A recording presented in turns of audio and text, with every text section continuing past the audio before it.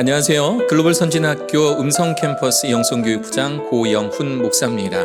먼저 이런 좋은 기회를 통해서 우리 부모님들과 함께 마주할 수 있게 되어 영광입니다. 저는 오늘 여러분들과 함께 부모의 교육권은 어디까지 인정할 수 있는가에 대하여서 함께 나누고자 합니다. 저는 오늘의 주제를 나눔에 있어서 크게 세 가지 법적, 철학적 시각으로 분석하고 결론적으로 그렇다면 성경에서 하나님께서는 부모의 자녀 교육권을 어떻게 가르치고 있는가에 대해서 살펴볼 예정입니다. 교육권이란 개념이 회자되기 시작한 것은 19세기 산업화가 가속화되면서 아동 노동력 착취가 사회 문제로 대두되기 시작하면서부터입니다. 아동이 산업 현장에서 무분별하게 노동의 도구로 사용되어지는 것을 막기 위해서 국가와 사회의 미래 인재로서 배움의 기회가 반드시 주어져야 한다는 점에서 학습받을 권리라는 의미의 학습권이란 개념이 생겨나기 시작했습니다. 우리 헌법 제31조 제1항에서도 모든 국민은 능력에 따라 균등하게 교육을 받을 권리를 지닌다라고 명시하고 있는데요. 이는 아동에 대한 교육을 국가가 적극적으로 장려할 필요가 있었기 때문에 그렇습니다. 학생의 학습권이 법제화됨에 따라 가르치는 자의 권리를 할 수 있는 교육권이 더불어 수면 위로 떠오르기 시작했습니다. 물론 그 이전에도 배울 권리나 가르칠 권리에 대해서는 철학적인 의미로 존재하고 있었지만 학생의 교육받을 권리를 중심으로 교육의 주체가 되는 국가와 교사, 학부모 등이 마땅히 가져야 하는 권리 역시 법제화되기 시작했고 학습권과 함께 교육권이 법적인 의미로 정의되어 사용되기 시작한 것입니다. 국가의 교육권, 교사의 교육권은 다른 기회를 통해서 대신하기로 하고 오늘은 부모의 교육권, 좀 더 구체적으로 말씀드리면 학부모의 자녀 교육권에 대해서 함께 나누고자 합니다. 먼저 법적인 이야기를 들려드릴게요.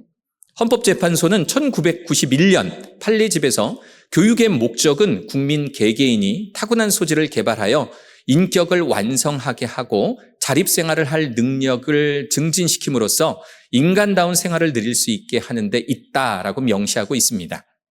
국민 개개인, 타고난 소질, 인격의 완성, 자립생활 능력 증진, 인간다운 생활, 사용되어진 단어를 놓고 보더라도 국가가 생각하는 교육의 궁극적인 목적이 어디에 있는지 우리는 알 수가 있죠. 그런데 여기에 더해서 헌법 제31조 2항은 모든 국민은 그 보호하는 자녀에게 적어도 초등교육과 법률이 정하는 교육을 받게 할 의무를 진다라고 하고 있습니다. 이것은 부모로서 자녀의 교육에 대한 문제가 천부적인 자연권으로서 권리임과 동시에 국가가 지정한 부모의 의무사항임을 명시하고 있는 것이라 할 수 있습니다. 즉 자녀의 교육에 대한 문제는 부모의 권리임과 동시에 의무사항이라고 하는 말입니다. 헌재의 판례집에는 부모의 자녀 교육권에 대해서 법적인 정의를 잘 내려주고 있는데요. 부모의 자녀 교육권이란 자녀 교육에 대한 책임을 어떠한 방법으로 수행할 것인가에 관하여 자유롭게 결정할 수 있는 권리로서 교육의 목표와 수단에 관한 결정권을 의미한다라고 되어 있습니다. 즉 자녀의 교육에 관하여 전반적인 계획을 세우고 자신의 인생관, 사회관, 교육관에 따라 자녀의 교육을 자유롭게 형성할 권리가 부모에게 있다라고 하는 말씀입니다. 따라서 부모는 어떠한 방향으로 자녀의 인격이 형성되어야 하는가에 관한 목표를 정하고 자녀의 개인적 성향, 능력, 정신적 그리고 신체적 발달 상황 등을 고려해서 교육 목적을 달성하기에 적합한 교육수단을 선택할 권리를 가지게 된다라고 할 수 있습니다. 헌법의 판례집을 인용하는 이유는 학부모의 자녀 교육권이 헌법에 명시되어 있지 않기 때문입니다. 그러나 부모가 자녀의 교육권에 관여하는 문제에 대해서는 혼인과 가족 생활을 보장하는 헌법 제36조 제1항, 행복 추구권을 보장하는 헌법 제10조, 그리고 국민의 자유와 권리는 헌법에 열거되지 아니한 이유로 제한되지 아니한다라고 하여 자유권의 포괄성을 규정하는 헌법 제37조 제1항에 나오는 중요한 기본권에 해당이 됩니다.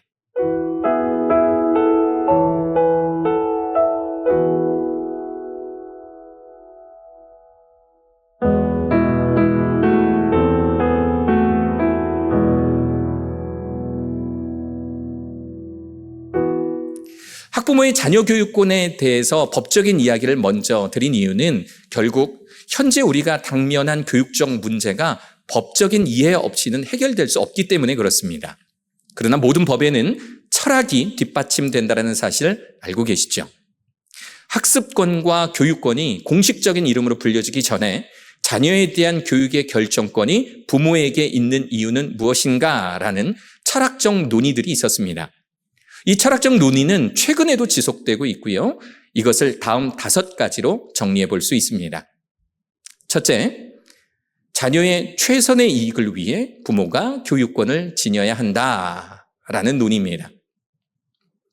자녀에 대해 가장 잘 알고 있는 중요한 대변자로서 부모가 자녀에게 적합한 교육을 선택하여 그들의 잠재력을 키우고 교육에 있어서 최선의 이익을 얻도록 도울 수 있어야 한다라는 주장인 것입니다. 둘째, 부모의 행복을 위해 부모가 교육권을 가져야 한다라는 논의입니다.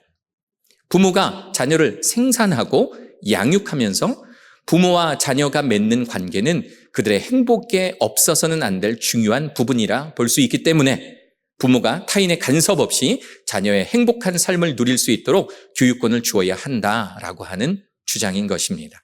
셋째, 부모가 자녀와 특별한 관계를 유지하기 위해 감수하는 도덕적 책무 때문에 부모가 교육권을 가져야 한다라는 논의입니다. 부모는 자녀에게 의미 있는 타인으로 분류됩니다. 이 말은 부모의 사소한 말과 행동 하나하나가 자녀에게 큰 영향을 끼칠 수 있다라고 하는 말입니다.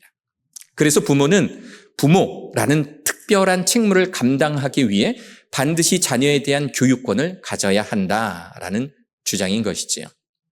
넷째, 자녀는 부모의 소유이기 때문에 부모가 교육권을 가져야 한다라는 주장입니다. 로크 사상의 영향 아래 형성된 자녀에 대한 부모의 소유권을 말합니다.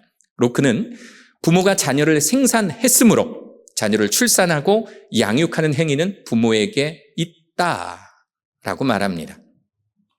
출산과 양육을 노동으로 보고 소유권을 주장한다라는 점에서 뒤에 살펴볼 성경적 가치관과는 매우 다른 주장입니다.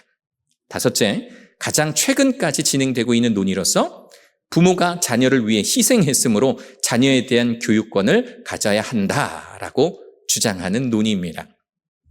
부모의 희생은 자녀를 임신하면서부터 물질적, 정신적, 사회적 비용을 치르며 시작된다라고 보고 자녀를 양육하는 그 자체가 부모의 엄청난 희생이므로 자녀에 대한 교육권은 부모가 가져야 한다라고 주장하는 것이지요. 여러분, 여기까지 들어보았을 때 어떠한 생각이 드십니까? 어떤 부분은 공감이 되시고 또 어떤 부분은 그렇지 않을 것입니다.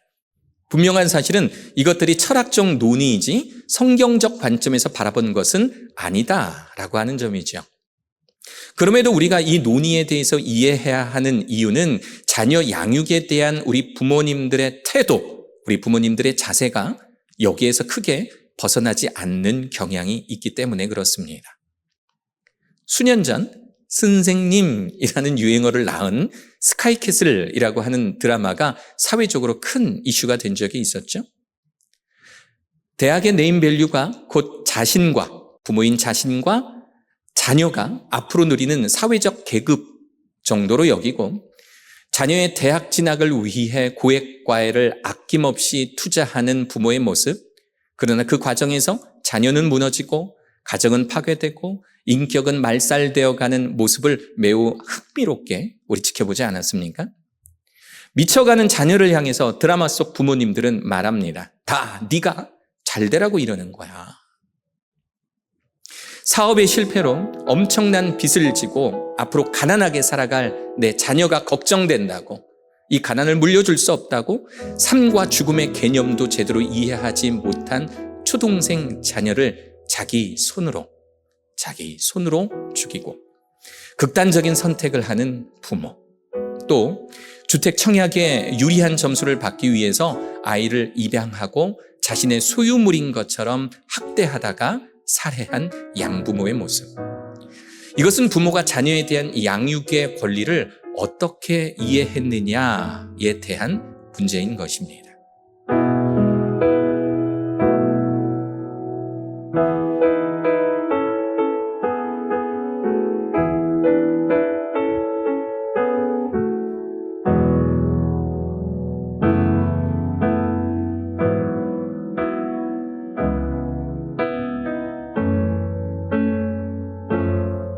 그렇다면 하나님은 어떻게 생각하실까요?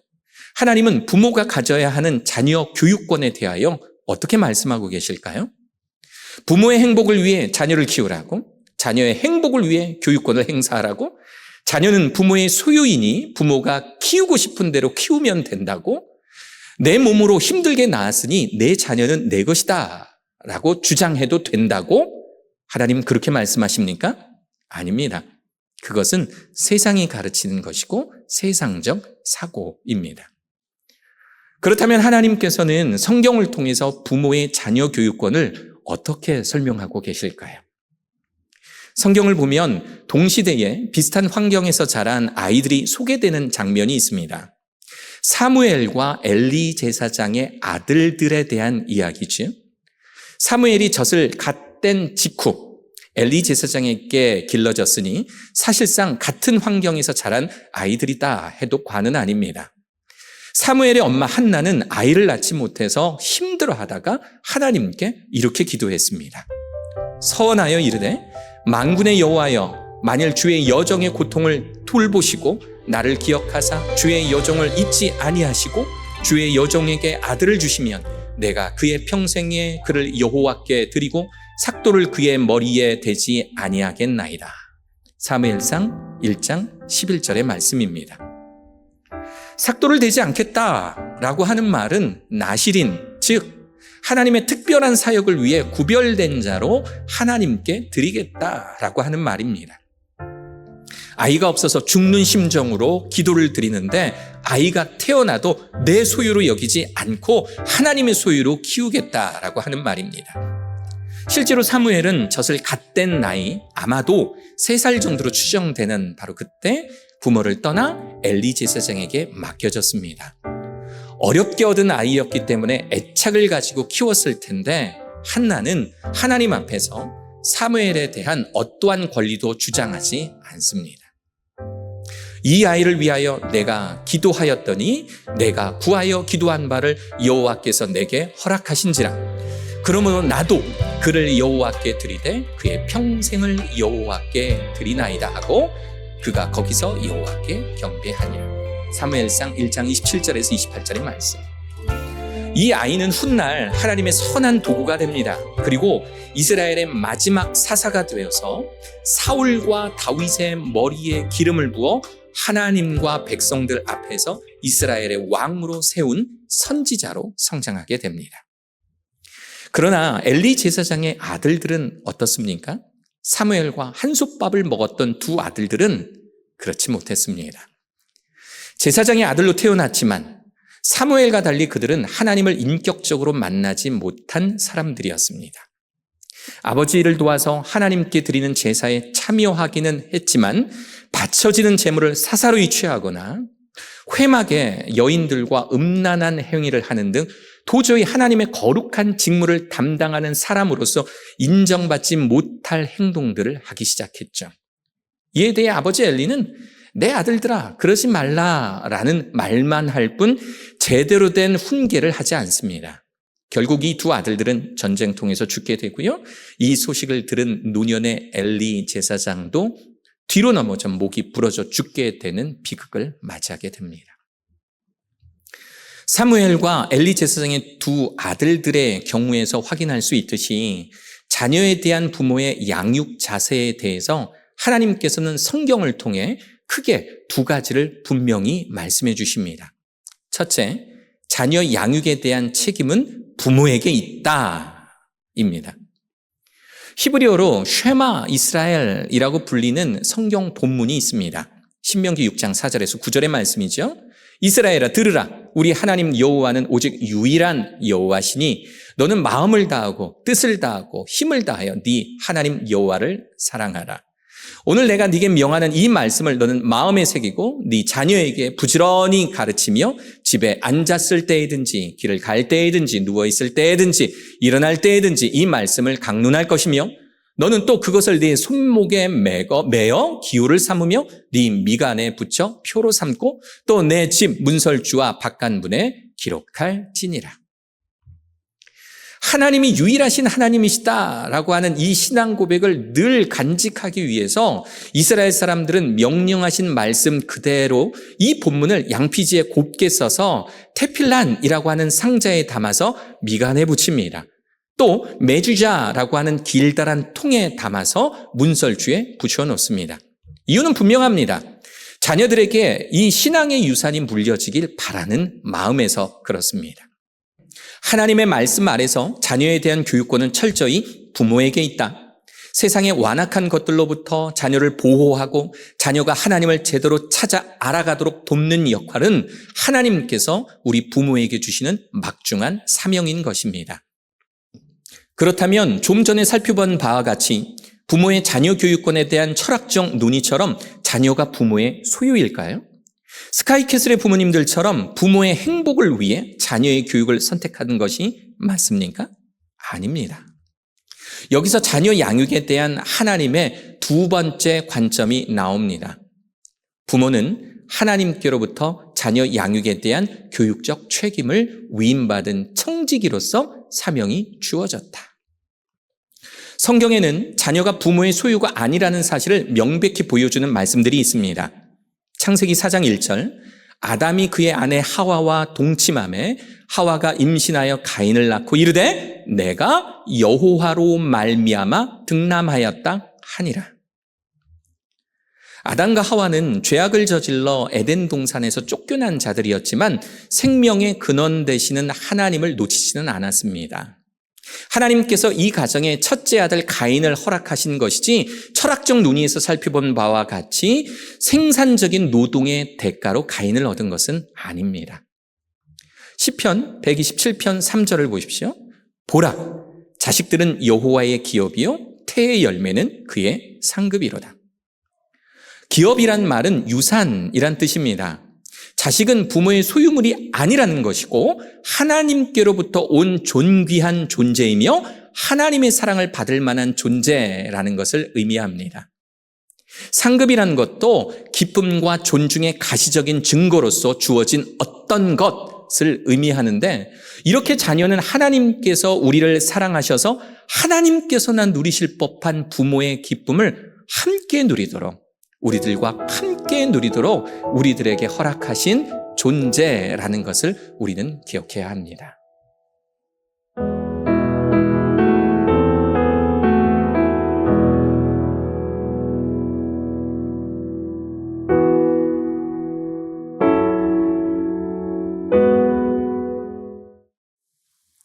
그러므로 부모로서 갖는 자녀의 교육권은 하나님 앞에서 무한적이지 않습니다. 그러므로 부모의 자녀 교육권은 어디까지 인정할 수 있는가에 대한 답을 찾기 위해서는 하나님께서 정해주신 부모로서의 권한이 어디까지인지를 파악하는 작업이 매우 중요한 겁니다. 어브라고 하는 목사님은 오래전에 발간된 Christian Nature of Children이라고 하는 책에서 어린이는 아버지의 선하심으로부터 하나님의 선하심을 배우며 사랑하는 어머니의 위로를 통해 하나님의 위로를 배운다라고 하였습니다. 이렇듯 자녀를 가르치는 부모의 영향력은 실로 대단하기 때문에 부모의 자녀에 대한 교육권은 하나님의 영역 아래서 세심히 다루어져야 하는 것입니다. 결론적으로 말씀드립니다. 첫째, 우리의 자녀는 하나님의 것입니다. 우리의 것이 아니다라는 말씀입니다. 우리의 자녀 교육권이 우리를 위해 사용되어서는 안 된다라고 하는 말입니다. 부모의 이익과 노후를 위해 자녀를 가르치지 마십시오. 우리의 자녀가 하나님의 것으로 잘 자라는 것을 바라보는 것이 우리의 가장 큰 기쁨이 되어야 합니다. 우리는 단순히 청지기 맡은 자일 뿐이기 때문에 그렇습니다. 둘째, 부모의 자녀 교육권은 하나님 나라의 확장을 위해서만 사용되어져야 합니다. 자녀의 교육 환경이 개선되고 교육 수급자의 의견이 교육 환경에 반영될 수 있도록 크리스찬 부모님들의 범국가적 교육 정책 참여가 활발해야 합니다. 필요하다면 힘을 모아서 더 큰 목소리를 내야 합니다. 우리 아이들이 악한 권세의 모략에 속아 넘어가지 않도록 하나님의 것을 배울 수 있도록 교육 환경을 바꾸어 내야 합니다. 부모의 역할인 것이죠. 셋째, 모범자의 역할을 감당하십시오. 부시넬은 아이는 부모의 눈을 통해 세상을 본다. 부모들의 목표는 바로 그 아이의 것이 되며 그들의 생명과 영혼은 아이를 형성시킨다 라고 하였습니다. 부모가 보여주는 모범이 곧 아이들의 삶이 됩니다. 부모로서 자녀에게 보여줄 수 있는 가장 강력한 자녀 교육권은 부모가 보여준 그 모습대로 살라입니다. 부족한 강의 들어주셔서 감사합니다.